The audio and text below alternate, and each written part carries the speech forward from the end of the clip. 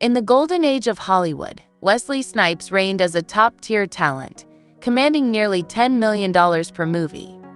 However, his journey took a sharp turn when industry doors began closing. Directors shied away from casting him. The idea that they classified it as the biggest trial in the history of I thought, wow, am I really that important? Studios ignored his calls, and co-stars offered less-than-flattering remarks in interviews. Despite appearances, Snipes refutes the notion that he was inherently problematic.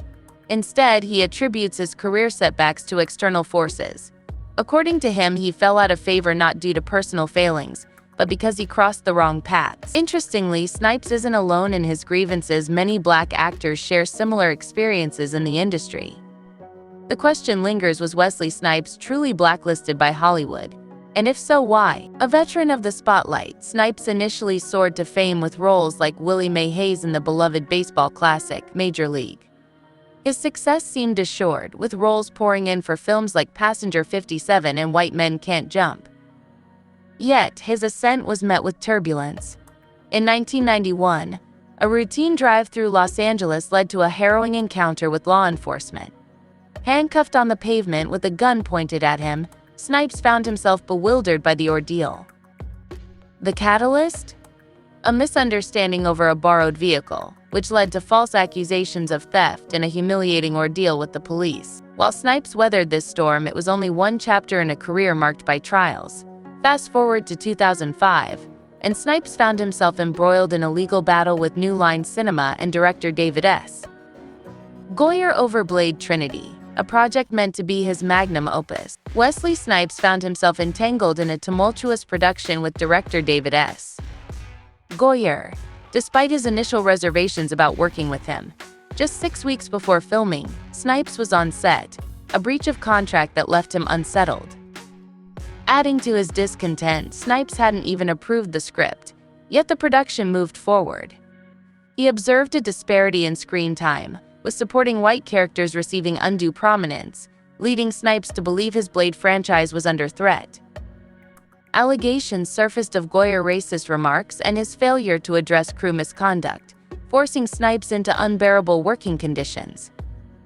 Support for Snipes' grievances came from Michael Jai White, who witnessed the frustrations firsthand during a set visit. White echoed Snipes' concerns, highlighting the studio's attempt to sideline him from his own franchise. Fans rallied behind Snipes, criticizing New Line Cinema for its treatment of the respected actor. However, the studio retaliated with rumors of Snipes' difficult behavior on set. Reports emerged of Snipes' repeated requests for David S. Goyer departure and strained communication, allegedly culminating in a physical altercation. Snipes vehemently denied these claims, and Wesley Snipes continued to clash with industry leaders, as evidenced by his stance on the 2019 Warner Bros. Announcement of a reboot for the 90s hit New Jack City. Snipes had soared to fame with his portrayal of New York drug kingpin Nino Brown in the original film, a role that had significantly bolstered his career. Despite the anticipation surrounding the reboot, fans were stunned when Snipes distanced himself from the project during an interview with Shadow and Axe Brookobi, promoting his latest film, Dolomite Is My Name. In no uncertain terms, Snipes disavowed any involvement with the reboot, firmly stating, "I'm not associated with it. I have nothing to do with it at all." His refusal to participate stemmed from a fundamental disagreement with the film's premise. He candidly expressed his belief that certain narratives should remain untouched, especially those perpetuating negative stereotypes about black actors.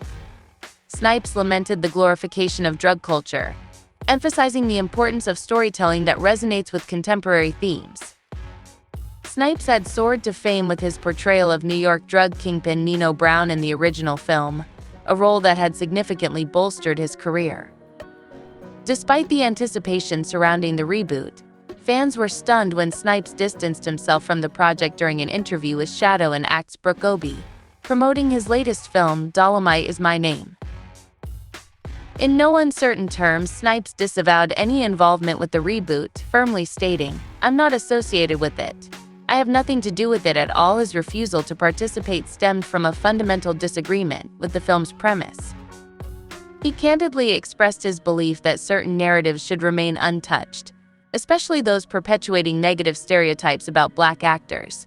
Snipes lamented the glorification of drug culture, emphasizing the importance of storytelling that resonates with contemporary themes. Undoubtedly, Wesley's refusal to participate in the darker-skinned partner finds solace and love with a lighter-skinned suitor who rescues her from her plight.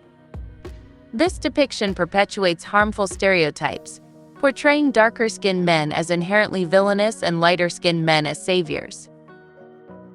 Chris Rock humorously reflects on this pattern, suggesting that even a cultural icon like Tupac Shakur could find himself relegated to playing the role of the abusive boyfriend in a Tyler Perry production. It's a sobering commentary on the prevalence of such narratives in Perry's films. Critics like Gila Lemieux have raised valid concerns about the impact of Perry's work on perceptions of Black individuals. In an open letter to Perry, Lemieux acknowledges the importance of representation but expresses dismay at the perpetuation of outdated stereotypes. She highlights the dichotomy of wanting to support Black representation while also refusing to condone harmful portrayals. Gila Lemieux further criticized Perry's portrayal of Medea, a character that has become synonymous with his work. Medea, a larger-than-life figure, is depicted as a gun-toting, foul-mouthed grandmother, played by Tyler Perry himself. While Medea has garnered laughs from audiences nationwide, Lemieux argues that the character reduces the revered figure of the Black matriarch, often referred to as Mother Dear, to caricature. She questions the appropriateness of a 6-man wearing prosthetic breasts to portray such a significant figure, emphasizing the importance of dignified representation for both male and female elders in the Black community. Wesley Snipes' decision to decline involvement in the new Jack City reboot underscored his willingness to challenge the norms of Hollywood. By rejecting the opportunity, he stood in opposition to the prevailing attitude of acquiescence among industry insiders. Snipes' defiance may have earned him enemies in influential circles, but he remained steadfast in his convictions. However, Snipes' resistance to conformity came at a cost. In 2006, he found himself embroiled in a legal battle with the IRS, facing allegations of fraudulent tax practices. Despite the challenges he faced, Snipes remained committed to his principles, unwilling to compromise his integrity for the sake of industry acceptance. Facing serious legal repercussions, Snipes was accused of falsely claiming income tax refunds on October 17 of that year, amounting to a staggering $7 million owed to the government. The lawsuit implicated Snipes in a scheme involving tax preparer Douglas P. Rosal Sr. and the founder of American Rights Litigators Company, Eddie Ray K.H. While many initially cast blame on the actor for attempting to deceive the authorities, Snipes vehemently denied any wrongdoing. Instead, he asserted that he was being unfairly targeted due to his race. In response to the charges, Snipes took decisive action, filing a motion to dismiss the case. His argument hinged on the selective prosecution, pointing out that the prosecutors singled him out while neglecting to pursue charges against his 2 co-defendants, who were Caucasian. Snipes perceived this as evidence of racial bias in the legal proceedings,